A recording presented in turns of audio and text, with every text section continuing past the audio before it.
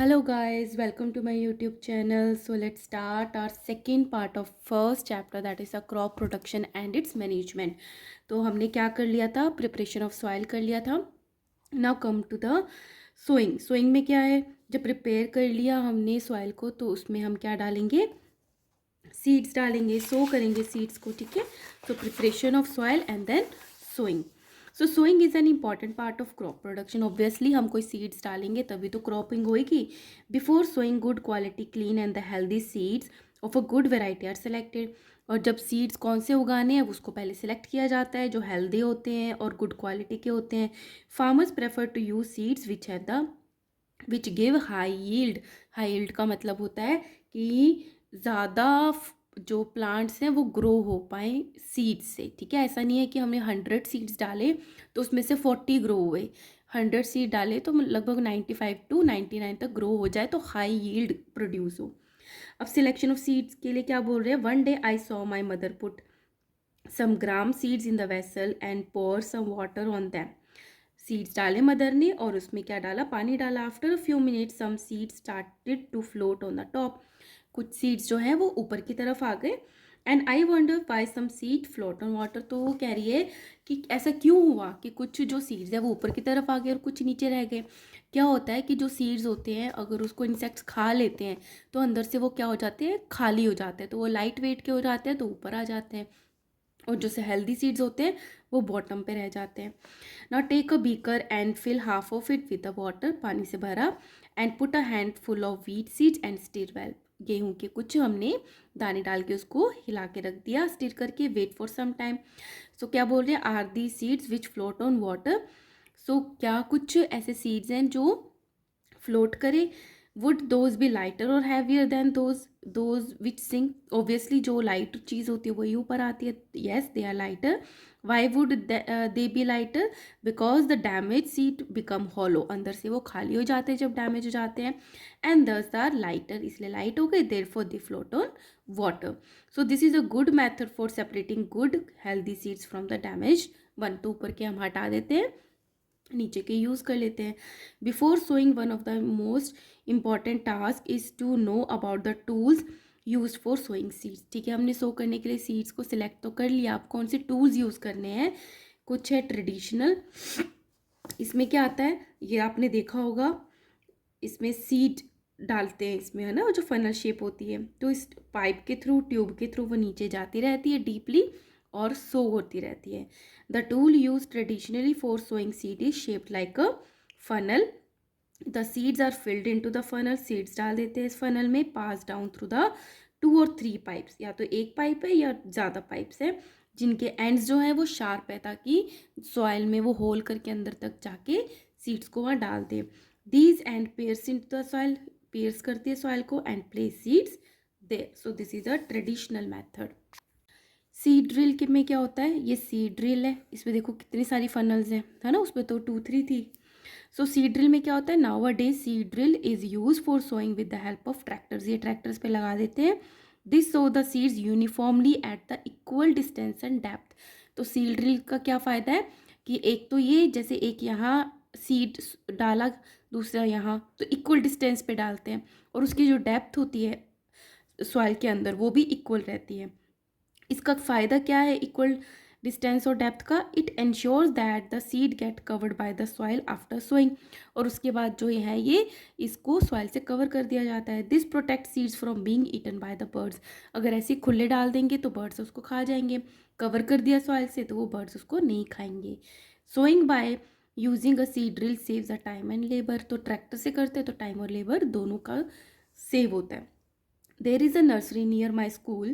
I found that the little plants were kept in a small bags. Why are they kept like this?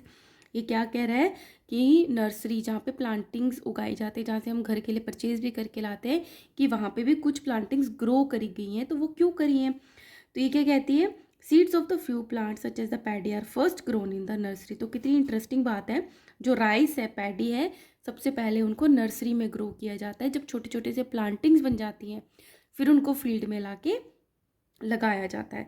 So when they grow into seedlings they are transplanted to the field manually. हाथ से लगाया जाता है field में. Some forest plant and the flowering plants are also grown in the nursery. Similarly कुछ और जो flowering plants है वो भी इस तरीके से ग्रो करते हैं। Appropriate distance between the seeds is necessary to avoid overcrowding of the plants. अभी भी क्वेश्चन बनता है कि डिस्टेंस जो है सीड्स के अंदर वो इक्वल होना चाहिए और होना चाहिए। ऐसा नहीं है कि एक ही जगह पे हमने बहुत सारे सॉरी सीड्स डाल दिए, उससे क्या होगी, ओवर क्राउडिंग होगी। ओवर क्राउडिंग से क्या होता है, इसे अवॉइड करनी है हमने overcrowding. This allow the plant to get sufficient sunlight. तो अगर ओवर क्राउडिंग नहीं होगी तो पूरे प्लांट को, सारे प्लांट्स को अच्छे से सनलाइट मिलेगी, न्यूट्रिएंट्स मिलेंगे। नहीं तो एक ही प्लेस से बहुत सारे प्लांट उगेंगे तो एक ही प्लेस से न्यूट्रिएंट्स आएंगे, प्लेस से सबको मिलेंगे नहीं।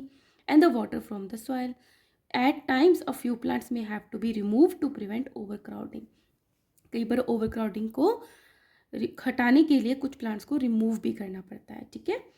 Now adding manure and fertiliser. अब हमने सोइंग कर दी, अब हम उसमें न्यूट्रिएंट्स डालेंगे, मैन्योर और फर्टिलाइज़र। मैन्योर क्या होते हैं, ऑर्गेनिक कंपाउंड्स, जैसे कि प्लांट्स, जो डेड प्लांट्स हैं या फिर एनिमल का वेस्ट है, ठीक है, उससे मैन्योर बनता है।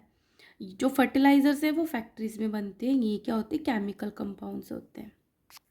Now next step after sowing is adding manure and fertiliser. कि हम मैन्योर और फर्टिलाइजर्स को ऐड करते हैं। The substances which are added to the soil in the form of nutrients for the healthy growth of plants are called manure and fertiliser. तो वो वाले substances जो सॉइल में मिक्स करते हैं, जिनमें न्यूट्रिएंट्स होते हैं ताकि प्लांट्स की हेल्दी ग्रोथ हो, उनको मैन्योर एंड फर्टिलाइजर बोलते हैं। What he saying, I saw a healthy crop growing in a farm. उन्होंने कहीं पर बहुत अच्छी फसल देखी इन द नेबरहुड फार्म, पास में। द प्लांट्स वर वीक, लेकिन पास में देखा कि वहाँ पे कुछ जो प्लांट्स थे नेबरहुड में वो तो वीक थे। Why do some plants grow better than other. ऐसा क्यों होता है कि किसी फील्ड में तो बहुत अच्छे ग्रो करते हैं प्लांट्स और किसी फील्ड में बहुत कम ग्रो करते हैं, वीक होते हैं, ऐसा क्यों होता है। The soil supply the mineral nutrients to the crop plant. कि जो फसल किसी सॉइल में या फार्म में उगा रहे हैं तो सॉइल ही उसको मिनरल और न्यूट्रिएंट्स प्रोवाइड करवाती है। This nutrients are essential for the growth of plant. और ये सारे न्यूट्रिएंट्स प्लांट्स की ग्रोथ में हेल्पफुल होते हैं। In certain areas farmer grow crop after crop in the same field. ये बहुत चीज़ समझने की है कि कई जगह पे जैसे कोई खेत है तो फार्मर क्या करते हैं, एक फसल को उगाई, एक क्रॉपिंग को उगाई, उसके बाद उसकी हार्वेस्टिंग कर दी, कटाई कर दी, दूसरी क्रॉप उगा दी, वो हुई, फिर दूसरी क्रॉप उगा दी। तो वन आफ्टर अनदर क्रॉप लगाते रहे सेम फील्ड में। सो field is never left uncultivated और फैलो। तो फील्ड को कभी भी खाली नहीं छोड़ा, अनकल्टिवेटेड नहीं छोड़ा, उसको फैलो भी बोलते हैं, मतलब खाली नहीं रहने दिया। Imagine what happens to the nutrient. तो जो सॉइल में न्यूट्रिएंट्स है उसका क्या होगा, वो तो एक क्रॉप गई उसने एब्जॉर्ब कर लिया, फिर दूसरी क्रॉप गई जो बचा था उसने एब्जॉर्ब कर लिया, फिर थर्ड, तो ऐसे तो कम होते जाएंगे। So continuous cultivation of the crops make the soil poor in nutrients.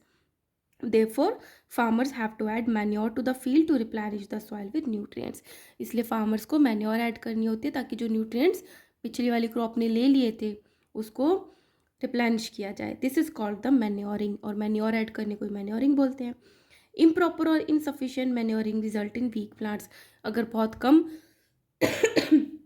Manure add करेंगे या इम्प्रॉपरली ऐड करेंगे तो प्लांट्स कैसे ग्रो करेंगे, वीक ग्रो करेंगे।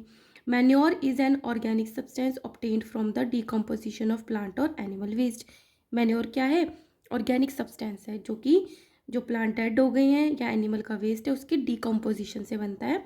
Farmer dump the plant and animal waste in the pit at open places. Open places में खड्डे खोद के उसमें डाल देते हैं and allow it to decompose.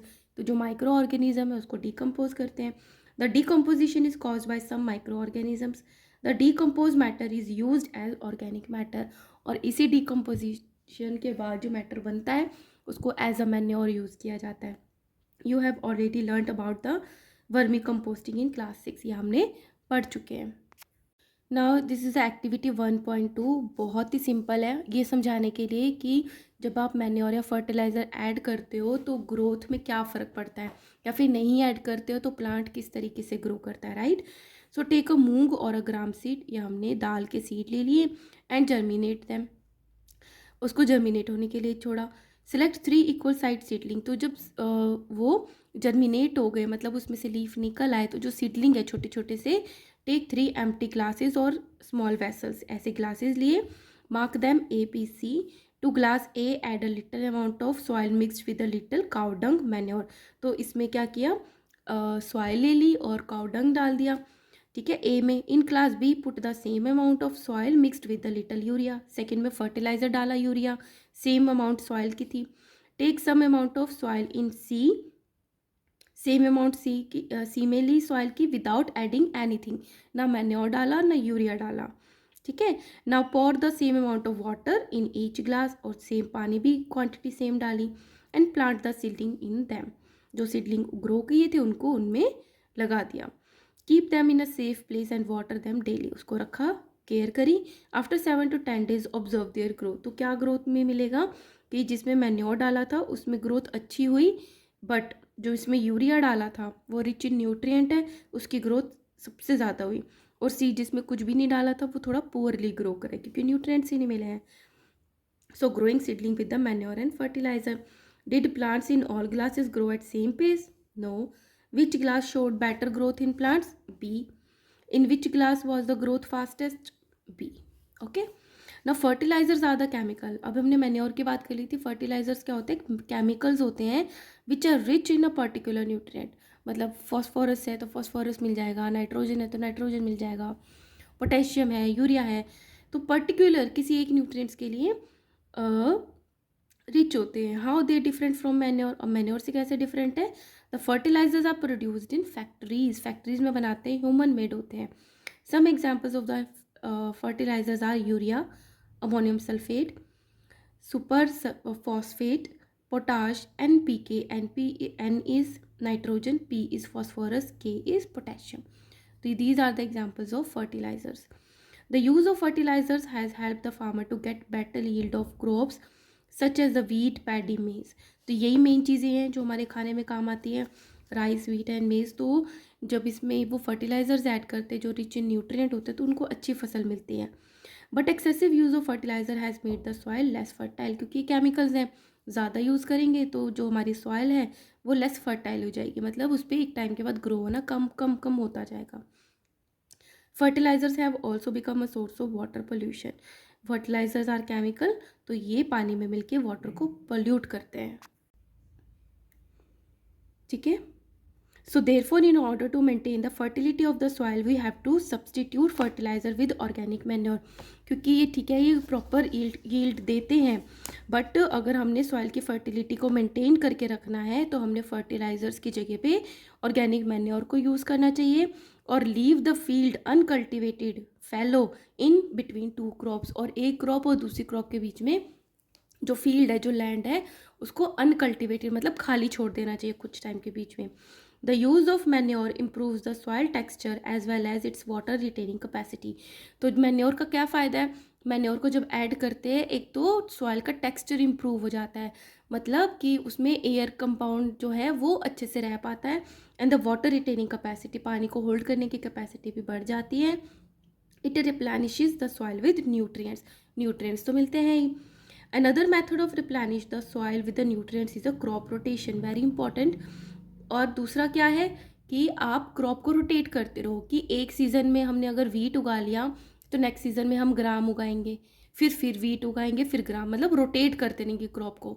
ऐसा नहीं है कि पूरे साल हम वीट को ही ग्रो कर रहे हैं, अगले साल भी वीट को ग्रो कर रहे हैं, ऐसा नहीं है। क्यों है ऐसा? This can be done by growing the different crops alternately. Earlier farmers in northern India use to grow legumes as a fodder in one season and the wheat in the next season। एक season में legume उगाएंगे, next season में wheat उगाएंगे। ऐसा क्यों होता है? This help in the replenishment of the soil with nitrogen. तो ये help करता है कि उस सॉइल में नाइट्रोजन मिक्स हो जाए। क्यों? क्योंकि हमने क्या पढ़ा था, जो लेग्यूम्स होते हैं उनकी रूट में नोड्यूल्स होते हैं जहाँ पे राइजोबियम बैक्टीरिया रहता है, और वो क्या करता है, जो एटमॉस्फेरिक नाइट्रोजन है उसको सॉल्यूबल नाइट्रोजन में कन्वर्ट करता है और वो सॉइल को दे देता है, जिसको प्लांट एब्जॉर्ब करते हैं। The farmers are being encourage to adopt this practices. In the previous class you have learned about the rhizobium bacteria. These are present in the roots of the nodules of the leguminous plants. They fix the atmospheric nitrogen. Very important difference between the fertilizer and the manure. Fertilizer are man-made inorganic salts. Manure are organic. They are natural substances obtained by the decomposition of cattle dung and plant residues. Fertiliser is prepared in factories and the manure can be prepared in fields, है ना। Farmers grow करते हैं पिट बना के, उसमें decompose करा के। Fertilisers do not provide any humus to the soil, soil को ह्यूमस प्रोवाइड नहीं कराते, but manure provide a lot of humus to the soil. Fertilisers are very rich in plant nutrients like the nitrogen, phosphorus and potassium, but manure is relatively, मतलब compare करें तो relatively less rich होते हैं in plant nutrients पे, but ये healthy हैं तो of course हमें इनको यूज़ करना चाहिए। Now table 1.1 gives the differences between the fertilisers and manure. Advantages क्या हैं? The organic manure is considered better than the fertiliser. This is because it enhances the water holding capacity of the soil, soil अच्छे से water को hold कर पाती है। It makes the soil porous due to which exchange of gases become easy, texture improve करती है, porous बना देती है, तो गैसेज का एक्सचेंज अच्छे से होता है। It increases the number of friendly microbes, अब यहाँ पे स्पेस है तो माइक्रोब्स अच्छे से ग्रो कर पाते हैं। It improve the texture of soil. Okay, so here we have completed manuring. So students, I am stopping this video. Next video में हम irrigation को learn करेंगे. Hopefully you are enjoying this video. अगर आप enjoy कर रहे हो तो comment box में ज़रूर बताना, और अगर आपकी कोई और query है या और कोई chapter आप पढ़ना चाहते हो, समझना चाहते हो, kindly comment and like share and subscribe करना बिल्कुल मत भूलना, अपने फ्रेंड्स से भी शेयर करना। Thank you.